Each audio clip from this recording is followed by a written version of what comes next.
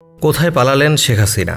দেশ ছেড়ে চলে যাওয়ার আগেই জাতির উদ্দেশ্যে একটি বক্তব্য রেকর্ড করতে চেয়েছিলেন শেখ হাসিনা, তবে তাকে সেই সুযোগ দেয়া হয়নি। বোনকে সঙ্গে নিয়ে হেলিকপ্টারে করে চুপিসারেই দেশ ছাড়লেন সাবেক প্রধানমন্ত্রী শেখ হাসিনা।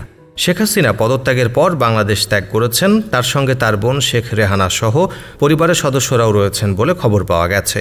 বার্তা সংস্থা এফবি বরাত দিয়ে বিবিসি জানায়, হাসিনাকে বহনকারী একটি হেলিকপ্টার ভারতের আগরতলার উদ্দেশ্যে রওনা দিয়েছে। শেখ হাসিনার ঘনিষ্ঠ একজন ব্যক্তিকে এ তথ্য জানিয়েছেন কর্মকর্তা।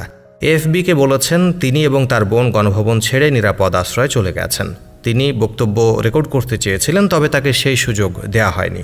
ব্রিটিশ বার্তা সংস্থা রয়টার্স জানিয়েছে, সামরিক একটি হেলিকপ্টারে করে শেখ হাসিনা এবং তার পরিবারের সদস্যরা ভারতের উদ্দেশ্যে রওনা দিয়েছেন।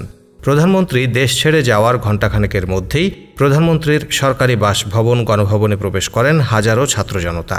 সোমবার বিকেল ৩টায় বঙ্গভবনে প্রবেশ করেন তারা। দেখা গেছে, গণভবন থেকে লুটপাট করছে নামি দামি জিনিসপত্র। সাধারণ মানুষ গণভবনে ঢুকে টেলিভিশন, ফুলের টব, বালতি, মাছ মাংস নিয়ে বের হতে দেখা যায়। তার আগে বেলা ২:৩০টায় বঙ্গভবন থেকে একটি সামরিক হেলিকপ্টারে শেখ হাসিনা উড্ডয়ন করেন। এ সময় তার ছোট বোন শেখ রেহানাও সঙ্গে ছিলেন। এদিকে দেশের বর্তমান পরিস্থিতি নিয়ে দেশের শীর্ষ রাজনৈতিক নেতাদের সঙ্গে বৈঠকে বসেছিলেন সেনাপ্রধান জেনারেল ওয়াকারুজ্জামান। দুপুরে সেনা সদর দপ্তরে এ বৈঠক শুরু হয়েছে। তিনি জানিয়েছেন, প্রতিটি হত্যার বিচার হবে। তিনি আরও বলেন, সবাই আমাদের উপর আশা করেন, আমাদেরকে সময় দিন, আমরা প্রত্যেক হত্যার বিচার করব। তিনি আরও বলেন, জনগণের সব দাবি পূরণ করা হবে। রাষ্ট্রপতির সঙ্গে আলোচনা করে অন্তর্বর্তীকালীন সরকার গঠন করা হবে বলে জানিয়েছেন তিনি। প্রধানমন্ত্রী পদত্যাগে খুশি পরিমণি, বলেন, ৫ই আগস্ট তারা আমার স্বাধীনতা কেড়ে নিতে চেয়েছিল। ৩ বছর আগে এই ৫ই আগস্ট যেভাবে আমার স্বাধীনতা কেড়ে নিয়েছিল, প্রকৃতি তার হিসাব রাখে মা। হ্যাঁ ভিউয়ার্স, ৩ বছর আগে ৫ই আগস্ট গ্রেপ্তার হয়েছিলেন পরিমণি। তখন হাসিনাকে মা বলে সম্বোধন করেও রেহাই পাননি। আর ঠিক এই ৫ই আগস্ট প্রধানমন্ত্রীকে পদত্যাগ করতে হলো। তাই তো এবার প্রধানমন্ত্রীকে নিয়ে এমন পোস্ট করলেন পরিমণি। ঠিক ৩ বছর আগের কথা, ২০২১ সালের ৪ঠা আগস্ট পরিমণিকে গ্রেপ্তার করেছিল র্যাপিড অ্যাকশন ব্যাটালিয়ন। বনানী থানায় মাদক মামলা করা হয়। শেখ হাসিনাকে মা বলে সম্বোধন করেও রেহাই পাননি এই নায়িকা। ওই মামলায় গত ৫ই আগস্ট পরিমণিকে ৪ দিনের রিমান্ডে পাঠানো হয় আদালতে। সেই ৫ই আগস্টের কথা ভোলেননি এই নায়িকা।